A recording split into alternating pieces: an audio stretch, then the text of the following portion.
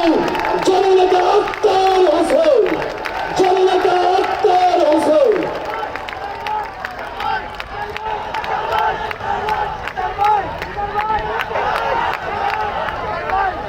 আসসালামু আলাইকুম। সংগ্রামী সমাবেশ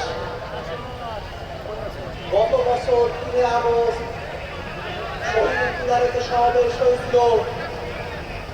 সেই সমাবেশে উপস্থিত থাকার ভাগ্য আমার হয় নাই, কিন্তু আমি হৃদয় দিয়ে অনুভব করি গত বছর শহীদ মিনারে যে সমাবেশ হয়েছিল সেটা নিছক কোনো জনসমাগম ছিল না।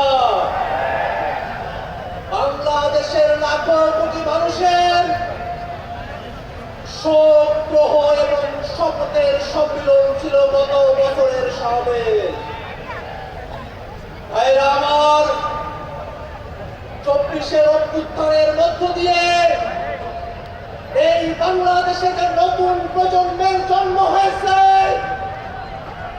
যে নতুন রাজনৈতিক জনগোষ্ঠীর আবির্ভাব হয়েছে, সেই নতুন রাজনৈতিক জনগোষ্ঠী এমন, যদি কোনোভাবে বাংলাদেশের কোনো কোণে কোনো বিপদ আসতে থাকে, এই প্রজন্ম জীবন দিয়ে সেই বিপদ মোকাবেলা করবে।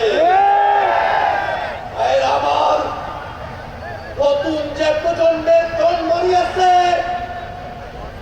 যে রাজনৈতিক জনগোষ্ঠীর আবির্ভাব ঘটেছে, আমরা এমন ভাবে নিজেদেরকে তৈরি করেছি, আমরা নিজেরা নিজেদেরকে জবাবদিহিতার মধ্যে রাখতে বদ্ধপরিকর। আমার বাংলাদেশের মানুষেরা যুগের পর যুগ ধরে যে বঞ্চনার শিকার হয়ে এসেছে, সেই বঞ্চনা থেকে মুক্তির জন্যই আমাদের শহীদরা জীবন দিয়েছেন। আমাদের আহতরা এখনো পর্যন্ত তারা তাদের অপূর্ণাঙ্গ দেহরি আমাদের কাছে উপস্থিত হয়েছেন।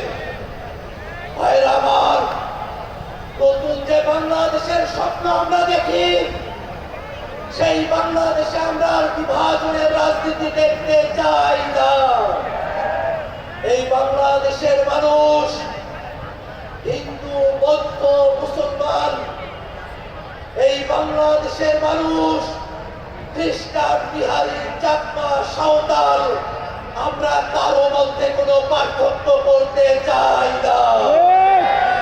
ভাইরা আমার, বাংলাদেশ রাষ্ট্রটিকে নতুন করে গড়ার জন্য গত বছর এই শহীদ মিনার থেকে ফ্যাসিবাদী ব্যবস্থার বিলোপের ঘোষণা দিয়েছিলেন আমাদের আহ্বায়ক।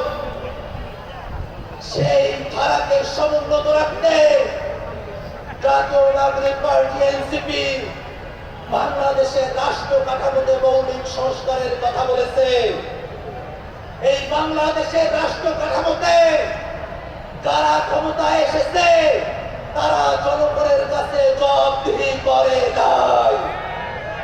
আমরা এমন এক রাষ্ট্র ব্যবস্থা চাই যেখানে প্রধানমন্ত্রী থেকে মেম্বার পর্যন্ত প্রত্যেক জনপ্রতিনিধিকে জনগণের কাছে জবাবদিহিতা করতে হবে।